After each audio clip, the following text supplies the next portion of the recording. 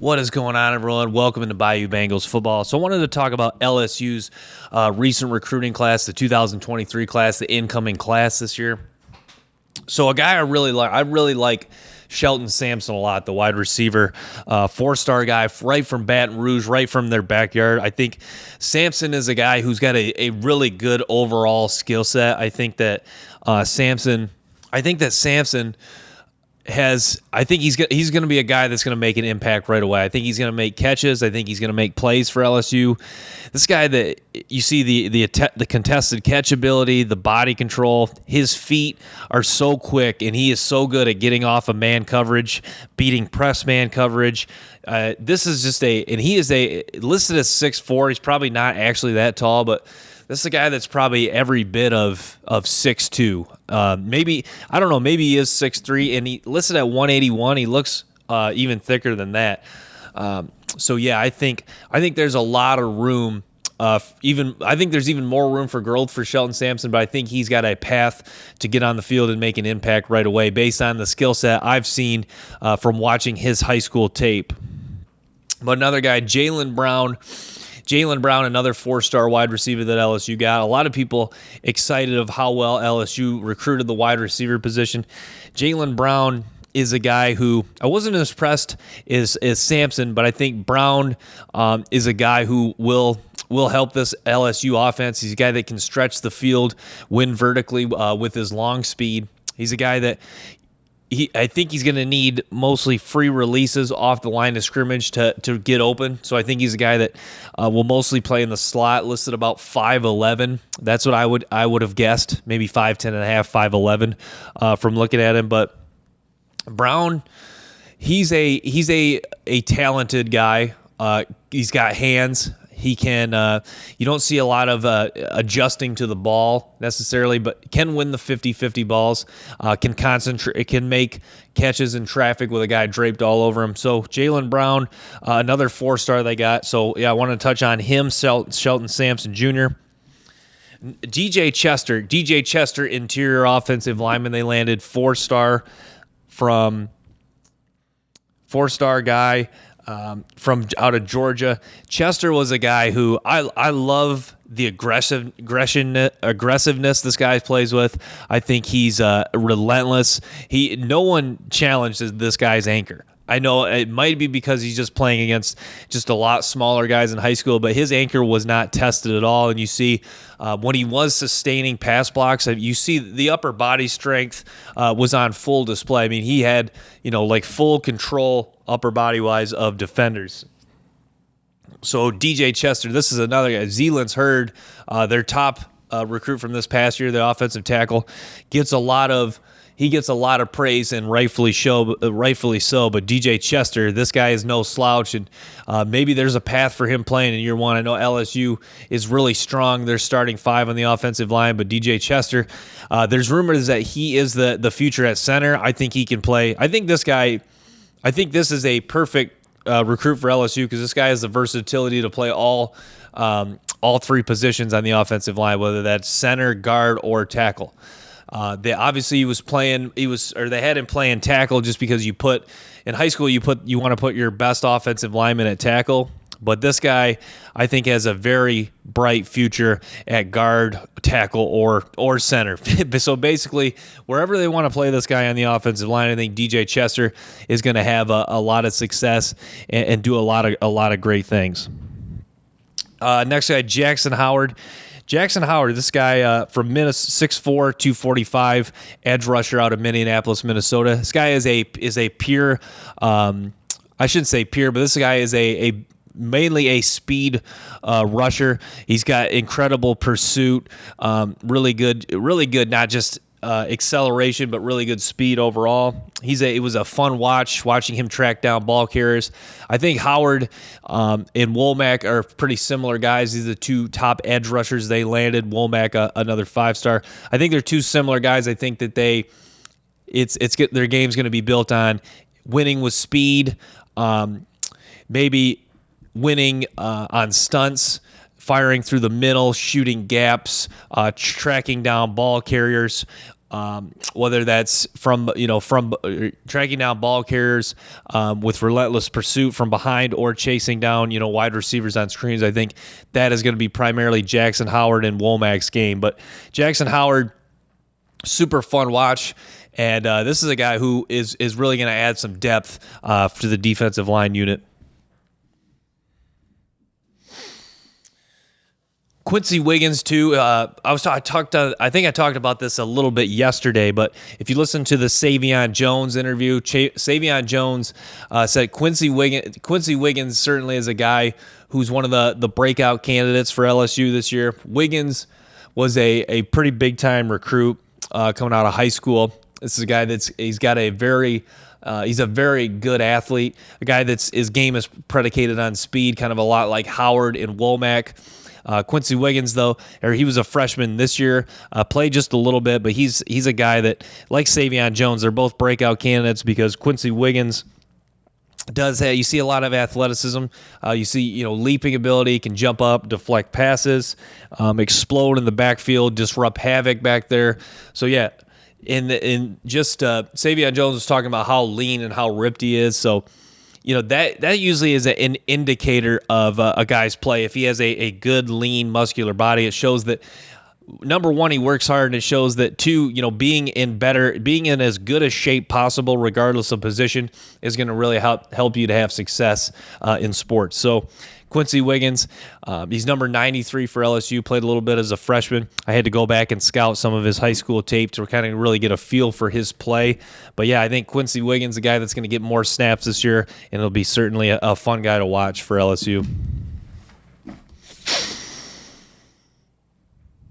But yeah, Going back to Savion Jones, I've talked Savion Jones a lot just because I think he reminds me of Mekhi Wingo. I think he's going to be a guy that if things come together and LSU wins an SEC championship, I think a lot of that success is going to be predicated on the play of Savion Jones. I think he's certainly an X factor. I think he's certainly a guy that's in the running for being an unsung hero to the success that the LSU football team will likely have. Savion Jones, if you go back at LSU, you do see a lot of what you saw in high school has translated with Savion Jones. He does have some power. He's strong at the point of the attack. He can set the edge. He is good against the run. Jones is a guy who wins. He can, he does. Yeah, like I said, speed to power. He's a guy that can blitz on stunts. He's an aggressive competitor, and he's been through some adversity as a kid. And, so Savion Jones, really like what he brings to the table. He's going to be a guy to watch for LSU this year. Cameron Pimpton, 4-star tight end, is a guy that's going to be a true freshman this year in 2023 for LSU. Pimpton was an interesting watch. He is a guy who he doesn't really explode off the line of scrimmage. They move him on the outside and in the slot at tight end, so he doesn't really explode off the line of scrimmage. And his route running's okay, but I'll say this about Pimpton: this is a guy that can go up and get it. He can win contested catches. When he does get the ball in the hand, he's kind of a straight liner in the sense that when he does get the ball in his hand, he can burst upfield quickly. Doesn't break a whole lot of tackles after the catch, but certainly has the ability to do so at 6'6", 210. He's a pretty solid build, a guy has room to build some more muscle. So Cameron Pimpton, one of the talented tight ends that LSU's landed for next year. Another guy was Mac Markway. Brian Kelly seemed high on Mac Markway. Mac Markway he's going to be a guy that he's probably going to make a living as a blocker, but I think he does have some upside as a pass catcher as well. Whit Weeks was a linebacker they landed. They have his brother transferring to LSU from Virginia. Whit Weeks, though, 4-star linebacker out of Watkinsville, Georgia. He was, when you turn on his tape, it starts off with him at running back. He was a talented running back as well, which a lot of really athletic linebackers played a running back in high school. But what I liked about Whit Weeks was this is a guy they mostly played kind of at will linebacker. Looked like they ran some 4-3 sets. He's a guy that can cover in the slot, when teams ran speed options, his side-to-side movement and his ability to read play, burst, go make a tackle was on full display. So I'm a fan of what Whit Weeks brings to the table. I think he is a good overall athlete. He can make tackles in the open field. He's got really good form as a tackler. So I think this is a guy that could be a really rock-solid linebacker for LSU. Is he going to get on the field next year with Omar Spates, Harold Perkins? I don't know. But this is certainly a guy, I think this year will be a good special team, and I think he's got a bright future ahead of him. I think he eventually will be a starter at LSU, and I think he does have some upside when he does become a starter. Caleb Jackson. So Caleb Jackson, not as highly. So he's not one of the more talked about guys for this LSU recruiting class, just because he's a lower 4-star. But when I say lower 4-star, I don't mean that with any disrespect. This is a guy who this is a guy that can really just explode upfield. He's got really good long speed, can break long runs. But a lot of running backs, though, it's kind of hard. Running back to me is kind of a hard position at times to evaluate in high school, just because most running backs, it seems like at the high school level, can break long runs. But with Caleb Jackson, it looked different. Like, it looked like he was really, moving. It looked like he was really covering some ground and leaving people in the dust. He can really burst out of cuts well. His change of direction is good. He can make people miss in the open field. So Caleb Jackson was a super fun watch. And like I said, the long speed on full display. You see the 70-plus yarders.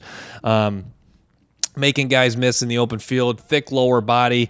So yeah, it was fun, exciting to watch Caleb Jackson's highlights. I think I don't know if he's gonna be in the mix to get potential snaps at running back. I think, to me, I think Caleb Jackson is gonna have to have like an extremely good fall camp. I think he's going to have to be a guy that's physically mature and ready to play right away if he wants to get significant snaps and avoid kind of a red shirt and limited playing time this year, just because I think LSU is, I'm not just going to say they're locked into who they have at running back, but they have so much depth at running back that if Caleb Jackson isn't, like I said, physically mature and ready to play right away, then I don't think he's going to get on the field, just because with Goodwin, Josh Williams, you bring in Logan Diggs, a transfer from Notre Dame, some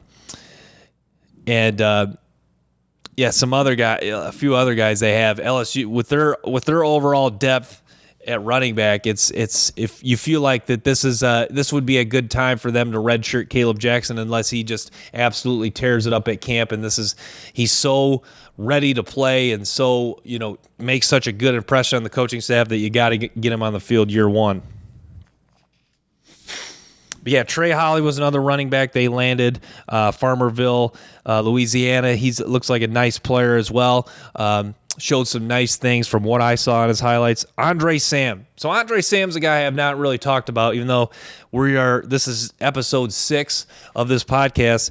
Andre Sam, started his career at McNeese State all the way back in 2017, transferred to Marshall, and finally really broke out at Marshall this past year, playing in 12 games, making 9 starts, 5.5 tackles for loss, 7 pass breakups, an interception. What stands out about Andre Sam is he is a fearless tackler. He is a guy that he really is not afraid to throw his body around, can take on blockers. I think he's going to have a chance to play some meaningful snaps. I'm not sure if he's going to start. Major Burns, Greg Brooks. I think Greg Brooks is penciled into the free safety spot. Maybe he does beat out Major Burns at strong safety, or at least pushes him for playing time. So, yeah, Andre Sam, I know a lot of LSU fans seemed excited about this transfer because, no disrespect to Major Burns. I think he's a solid player. I think he's a solid athlete. I think he had a fairly good season for LSU. I think, if there's one starter you look at their defense that, probably is a guy who is going to get pushed for playing time is Major Burns. And I think that was the reason. I don't think they brought in Andre Sam just specifically to replace Major Burns, but I think they know that, Burns' play is not good enough where he's going to make an impact consistently in most games. So bringing in a guy like Andre Sam, you're going to push Major Burns and get the most out of him if there is a little more meat on the bone as far as him reaching his potential. But not only that, is Andre Sam a guy that could just replace him and just beat him out? And at the very least, you have depth and you have a guy that could play special teams. So sticking with the secondary, it's hard for me to touch on all of these guys they've landed in the secondary because there's so many. But sticking with the secondary, J.K. Johnson, transfer from Ohio State. I went back and watched J.K. Johnson's high school tape to kind of get a read for his play, and you kind of see why maybe he hasn't really had as much success at the college level, because this is a guy who you see everything you want to see as far as like critical skills that you look for in a corner, but it's a lot of he could lock up wide receivers, but a lot of it was he was getting physical with the wide receivers. And to me, that actually kind of worries me when you have to get physical with wide receivers in high school, because it shows that some of the top corners in high school, their change of direction, their burst and quickness was so good that they don't really need to, put their hands all over wide receivers to stay with them. So to me, I think that was concerning. That's concerning for multiple reasons. That he doesn't necessarily trust his quickness and agility, and it also concerns me. Does that translate to when he's on the field? Is he going to be a guy that will be prone to pass interference calls? So that's why those are a couple of reasons, things that concern me from J.K. Johnson. But J.K. Johnson, nonetheless, could be a special teamer, could be a guy that plays meaningful snaps, a guy who could be a eventual starter, still young. I think just a redshirt sophomore, I want to say, redshirt freshman maybe. So yeah, J.K. Johnson, the transfer from Ohio State. We'll see how he does. We'll see what impact, if any, he makes in the secondary. Deuce Chestnut, another guy from Syracuse. Deuce Chestnut had a really good freshman year at Syracuse, had a really couple nice seasons at Syracuse. I think Chestnut is a guy that is good in man coverage, which is key. I think you never have enough guys that are good in man coverage, and he does have some tackling ability. You see some burst. You see some aggression as far as a tackler. So, yeah, Deuce Chestnut, a guy that's going to challenge that nickel spot. He's actually projected to start the nickelback spot. Start over the next guy I want to talk about, Sage Ryan. So if you remember Sage Ryan, former 5-star in the 2021 class, this guy that didn't play a lot the first year in 4 games, but Ryan, though, I think Ryan could be a guy that does it all comes together and clicks this year. I think what's too bad about Sage Ryan, when you think about it, is he's a guy who, like, being just such a good overall athlete and he's kind of one of those guys that maybe doesn't really have a true position. I think nickel probably is the best position defensively for him. He's such a good athlete. I kind of wondered to myself watching his highlight, could he make an impact offensively, maybe at slot receiver? But he's a guy who he changes direction pretty well, sticks to wide receivers well in man coverage, and he stays low in a good athletic stance where he's ready to make a play on the ball.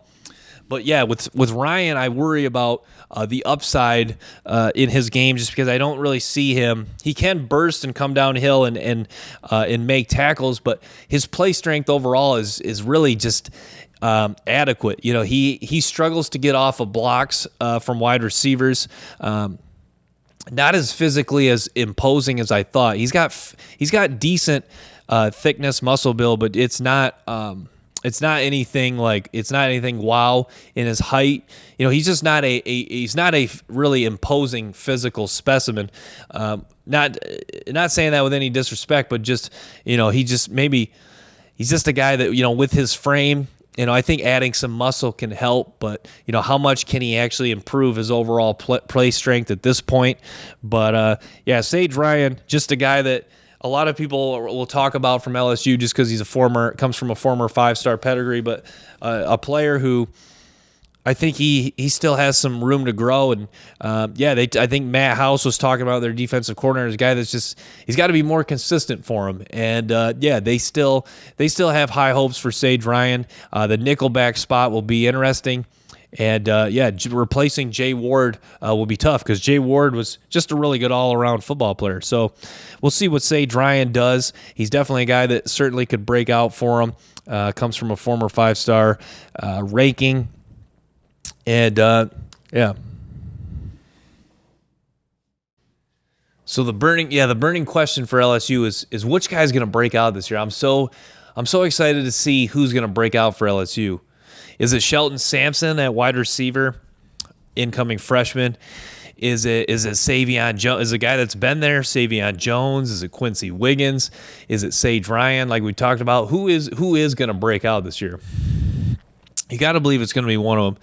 And that's what's so fun about college football is who is seeing guys break out, especially if like you're a big time fan of LSU or Oklahoma. Seeing a guy break out is just super fun to watch. I know following Michigan too, Colston Loveland, that tight end, seeing him break out as a freshman. So LSU, the way they've recruited though, when you're bringing in top 5 to 8 recruiting class every year, one guy is destined to break out. When you keep landing, 5 stars, high end 4 stars, one of these guys you're gonna hit big. So yeah, recruits. Kind of like lottery tickets a little bit, like the NFL draft. Some high-end level guys, some first-round guys don't pay out. Some really hit big. That's kind of like, with 5 stars and 4-star, with 5-star and high 4-star guys. Obviously, some 3-star guys, but some guys you just hit really big on. You have a superstar, and it's fun. It's really fun and exciting to see. And like I've touched on before, LSU's always done a really good job of hitting on. They've really done a good job of developing 3- and 4-star guys, and even not really developing them, but just finding those guys that can really play. And it's something about the guys that have come from the state of Louisiana. They've had a lot of really good players come from the state of Louisiana. Tyrann Mathieu, Leonard Fournette, a lot of these guys just physically tough. Players. And Jamar Chase was from Louisiana, Justin Jefferson. So it's really cool to see. And Zealand's Hurd was talking about, it's really cool to see that a lot of players from the state of Louisiana have a dream of playing at LSU. I think for a long time, that was like guys that grew up in the state of Texas had a dream about playing at Texas. And I think that's now the case. That's still the case for LSU, and I think that will be the case for a long time unless LSU hits a really big lull in their football program. So I think it's super cool that they're continuing to get guys from the state of Louisiana, and that those guys have a passion for LSU, and they take pride in playing and wearing the purple and gold. So yeah, and we'll touch Zealand's Hurd. I think Hurd, to me, worries about. I think he's got a little bit of stiffness in his game, but he is a big physical presence. I see why a lot of people were super high on his play coming out of high school. I see why LSU wanted him, but it concerns me. He did not really get. I don't think he got a scholarship from Alabama or Georgia, and that's, to me, if there's something to worry about a 5-star, it's if Alabama or Georgia doesn't offer him, because Alabama and Georgia know a little bit about evaluating players, Nick Saban and Kirby Smart. They know about what to look for about a guy that can play. So if they don't offer a guy, then that makes me question that 5-star, 4-star. There must be some traits missing. There must be something missing there that they're some high-end level traits that are lacking a little bit. So that concerns me a little bit with Hurd. But yeah, Hurd, he is physically imposing at about 6'5.5", 6'6", 300 some pounds. So this is a guy that he looks physically ready to play. We'll see how much more he can develop. We'll see if he can continue to improve, and we'll see. He's a guy that might need to do some work on his body. It does have a little bit of excess fat. Maybe they can, make him a little leaner, and he'll try to replace that with some muscle. But yeah, Hurd is a physical specimen, and a guy who could challenge, could play right away. If he is that good, then maybe they do look at, like I've touched on, moving Emory Jones to guard. So But yeah, it'll be interesting to see how LSU finishes recruiting for 2024. But yeah, Brian Kelly, I love it. I love the job he's done in recruiting, and I like the approach. I think I haven't really heard him say this, but like I've touched on, I think he does have a plan as far as recruiting, because they do, as far as recruiting and the transfer portal, because they have really done a good job of, that's get a mix of guys who with high-end level talent, guys who, could help us with depth, guys that can play special teams, guys that offer, various skill sets that complement each other, especially on the defensive line, like I've touched on. So, yeah, I think Brian Kelly has a plan. And, what I like about what he did in the transfer portal is I can't think of a specific example, but I think some schools try to just, focus in on getting a few guys in the transfer portal will have upside. Instead, Brian Kelly said, okay, we're not going to get all the high-end level guys in the transfer portal who have the most upside. Let's just go get guys that kind of, like I touched on, complement other guys we have and kind of have various skill sets that, could help us, help improve our team overall. I think that's what he did a good job of. Like Andre Sam, he brings a physicality element. I think not that they're really lacking physicality in the secondary, but having another guy that, is a fearless, come downhill, big hits. I think that is I think that's exactly what LSU needs. Bringing in Omar Spates, a guy with experience at linebackers, is a perfect complement to a young Harold Perkins who's just on his way up and still learning, even though he's just uber talented. I think Omar Spates, exactly what they need at linebacker, because they just, Greg Penn, another guy at linebacker, is a guy that's within experience. So they do have, and then Wes Weeks, the transfer. So there is a little bit of depth at linebacker. It's not great, but yeah, bringing in Omar Spates, a guy with experience, he can teach some of these younger guys, I think is a really good plan. And other players are super excited to hear about Omar Spates. And I think one player they're interviewing was like, yeah, I looked up Omar Spates and was really impressed by what he could do. I looked up his highlights right away. So, yeah, and it was kind of hard to find some highlights on Omar Spates. Someone posted one, but yeah, you can see that this is a guy that his football IQ is off the charts, and the way he drops back in the zone and can read the quarterback, that's what really jumped out to me about his game. But yeah, the linebacker position, yeah, it's going to be fun to watch Harold Perkins this year. And it's crazy to see his acceleration, see him close. There was a play that Bryce Young was scrambling, and he just came out of nowhere and just accelerated. And I think he tackled Bryce Young, and Bryce Young, I think was like, what the heck? I don't think Bryce Young knew he was tackled. Well, I mean, he knew he was tackled, but I don't even think he knew where he came from or was not expecting him to close that quickly. But yeah, I love the plan in place Brian Kelly has with the transfer portal and recruiting. I think that I do question, they have missed on some guys, certainly the past couple of seasons. Some guys have transferred out, or they have had a decent amount of guys transfer out, but that's not always a concern, because I think Alabama the last few years has led the country in most transfers out of the program. I think Michigan was up there too. I'm not sure how high LSU is. I'm sure they're up there now, but yeah, it's really too bad. Brian Kelly's touched on this, that the transfer portal makes it so guys they don't really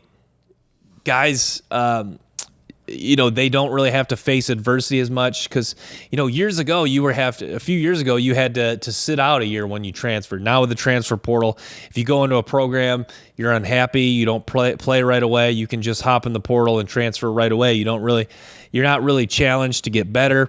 You don't always hold yourself accountable and maybe question what you're doing to not get on the field. So I think Brian Kelly made a good point with that, and I know other coaches have talked about that it's too bad if guys are unhappy and not playing right away, that they immediately, the first reaction, hop in the portal and leave. Maybe you could, you wish guys that were doing some more self-reflection. Not that all guys aren't, but you wish guys were doing some more self-reflection of, what happened, what went wrong here, what can I do to be better.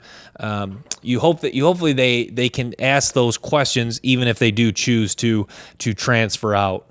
But yeah, that's just going to happen with LSU with all the talent they're bringing. When you bring in 5-star classes, some guys are just going to get weeded out. Either they're non-competitors, they really were just overrated.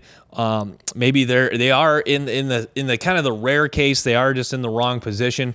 But yeah, for whatever reason, some guys just are going to get buried on the depth chart. And like a touchdown at running back, Caleb Jackson, I really like Caleb Jackson's skill set, but unless he's so outstanding in camp and so physically ready to go, which I think he's probably pretty close. I think he's got a good, thick, strong body, especially in the legs. But unless he's so has such an outstanding camp and impresses the coaches so much, I think it's gonna be hard to get on the field. That's what's tough. That's what can be tough for these top recruits, whether it's Alabama, Georgia, or at LSU. Even if you're good, like you have a skill set that you could be a eventual solid starter or even a good starter. If you don't really wow coaches right away, then you just kind of get buried on that depth chart, and then it's kind of an uphill battle from there.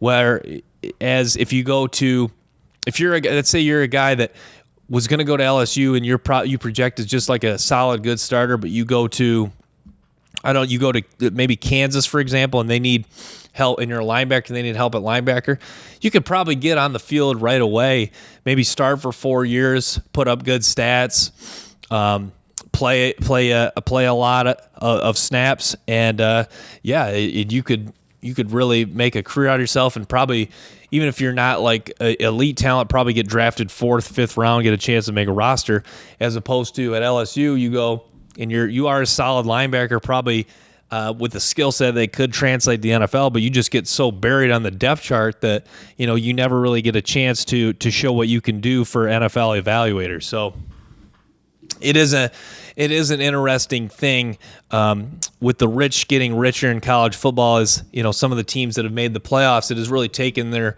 recruiting to another level. I mean, Georgia has been a good recruiter for a long time, but now Kirby Smart has really moved it to a outer space level. And it shows, like LSU, you hope that they get a top 5 class, because really, to win a national championship, you got to be consistently bringing in top 3 to 5 classes. It's you can't even have, like, if you look at most national champions, if you look at the 4-year window, they mostly had about 3 years of top 5 to 8 classes. Maybe you have 1 year where you slip a little bit, 15 to 20. But but in that 4-year span, you got to have probably at least. I would say you have to have at least 2 years in a 4-year span of top 3 to 5 classes. Maybe arguably even top 1 to 3 classes in the 2-year span. Maybe you can get away with, 1 year having you could have like two number 1 class, number 2 class, maybe 1 year with a top, maybe a 5 to 8 or like a 6, 7, 8 rank, and then 1 year I don't know, 12 to 15 range. But if you don't have at least 2 or 3 years of top 3 to 5 classes, it really is hard to win a national title, because if you're recruiting at that high a level, obviously it's like with a lot of things in life, it is kind of a numbers game. So the more 4 or 5 high end level players, even if you miss on some, odds are you're going to hit on most of them.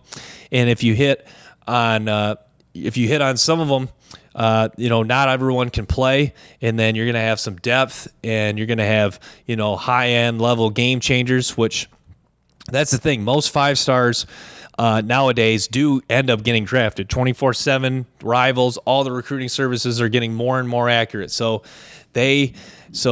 if you're bringing in a guy that, say he's not really a game changer, he's going to be like a first-round pick, future, Pro Bowler. Even if he is an NFL caliber worthy player, that is a huge advantage for your football program. And you just seen that. That's why it is still crazy in college football. You see upsets of smaller schools, because smaller schools beating Power 5 schools, just because they don't bring in the type of recruits. Even I guess with like some Kansas and. Kansas, Vanderbilt, I guess they are getting mostly 3-star guys, but the smaller schools, they just do not have the recruiting that the Power Five does, and especially not what Georgia, LSU, Ohio State, even like Michigan. They do not have anywhere close to that level of talent. But yeah, so yeah, bringing in a top 5 class this year, number 1 transfer portal rake, and LSU really took off a little later in the transfer portal because I thought Michigan was going to finish first in the transfer portal rake. There was a time where you thought Colorado, and then LSU. It was they just really started to land some guys, especially in the last couple months. I saw I thought after Omar Spates they were done, and then they get Andre Sam, and it's like, man, they are just really rolling in the portal.